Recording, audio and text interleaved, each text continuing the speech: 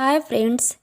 आज हम NCERT first का chapter number first the living word का सेकेंड टॉपिक स्टार्ट करने जा रहे हैं। The diversity in the living word.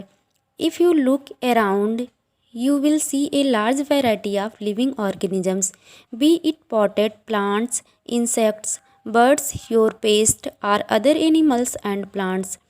There are also several organisms that you cannot see with your naked eye, but they are all around you.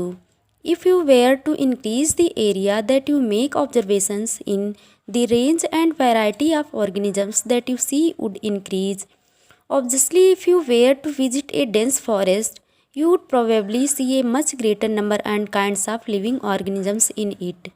Each different kind of plant, animal, or organisms that you see represents a species. The number of species that are known and described range between 1.7 to 1.8 million. This refers to biodiversity, or are the number and types of organisms present on Earth. We should remember here that as we explore new areas and even old ones, new organisms are continuously being identified. As stated earlier, there are millions of plants and animals in the world. We know the plants and animals in our own area by their local names. These local names would vary from place to place, even within a country. Probably you would recognize the confusion that would be created if we did not find ways and means to talk to each other to refer to organisms we are talking about. Hence, there is a need to standardize the naming of living organisms such that a particular organism is known by the same name all over the world. This process is called nomenclature. Obviously, nomenclature or naming is only possible when the organisms is described correctly and we know to what organisms the name is attached to. This is identification. In order to facilitate the study, number of scientists have established procedures to assign a scientific name to each known organisms. This is acceptable to biologists all over the world. For plants, scientific names are based on agreed principles and criteria, which are provided in International Code for Botanical Nomenclature (ICBN), जिसका full form क्या है? International code for botanical nomenclature. You may ask, how are animals named? Animal taxonomists have evolved International Code of Zoological Nomenclature (ICZN).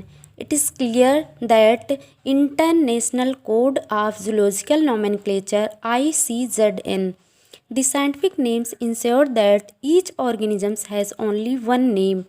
Description of any organism should enable the pupil in any part of the world to arrive at the same name. They also ensures that such a name has not been used for any other known organisms. Biologists follow universally accepted principles to provide scientific names to known organisms. Each name has two components, the generic name and the specific epithet. यानी कि प्रत्येक name के दो component होते हैं. First होता है generic name, second component होता है specific epithet. This system of providing a name with two components is called binomial nomenclature.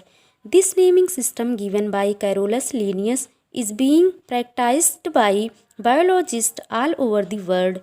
The naming system using a two-word format was found convenient.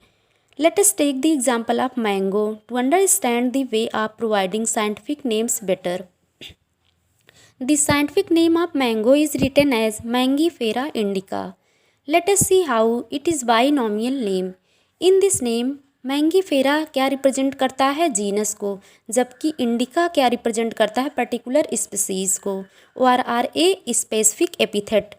Other universal rules of nomenclature are as follows.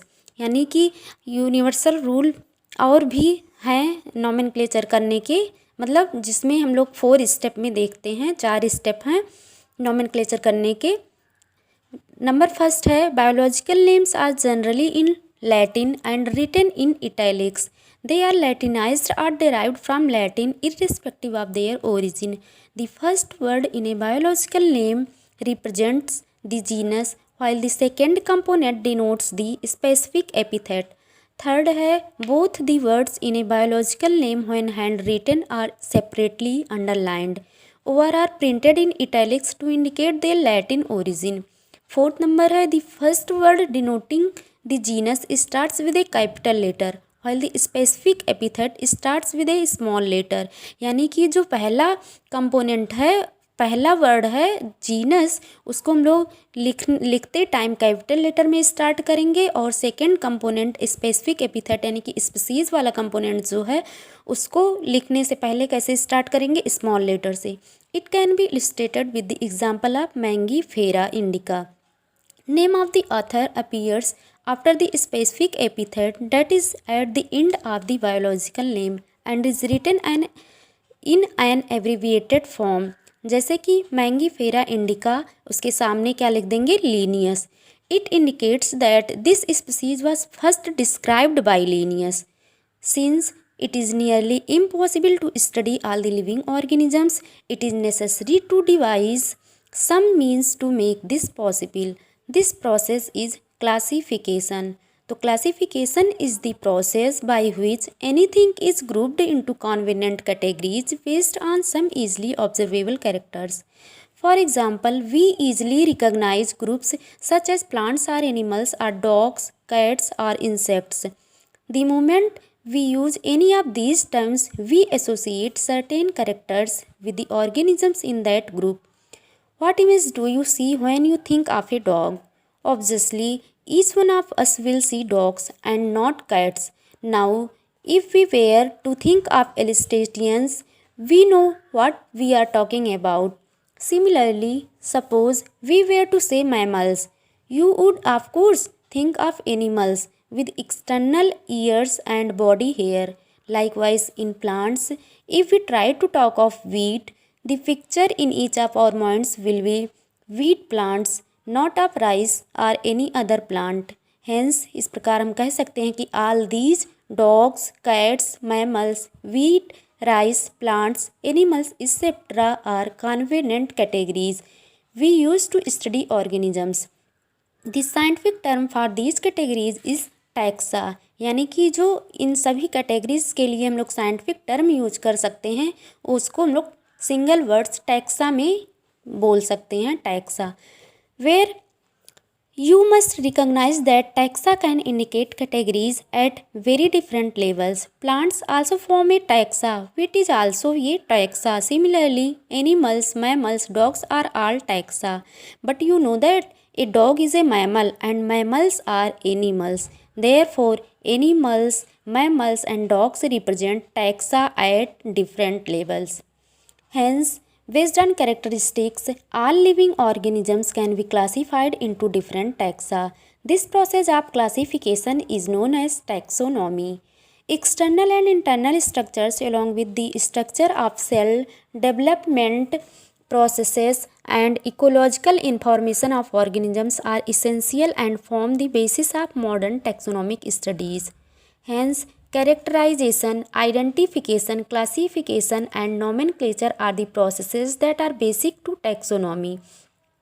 यानी कि taxonomy के आधार कौन कौन से हो गए, characterization, identification, classification, then nomenclature. Taxonomy is not something new. Taxonomy कोई नई चीज़ नहीं है. Human being have always been interested in knowing more and more about the various kinds of organisms, particularly with reference to their own use. In earlier days, human beings needed to find sources for their basic needs of food, clothing and shelter. Hence, the earliest classification were based on the usage of various organisms. इस प्रकार human being were since long not only interested in knowing more about different kinds of organisms and their diversities, but also the relationships among them. Since branch of study was referred to as systematics. The word systematics is derived from Latin word systema, which means, जिसका मतलब होता है systematic arrangement of organisms. यानी कि Linnaeus ने use किया Systema Naturae as the title of his publication. The scope of systematics was later enlarged to include identification, nomenclature, and then classification. Systematics takes into account evolutionary relationships between organisms. Thank you.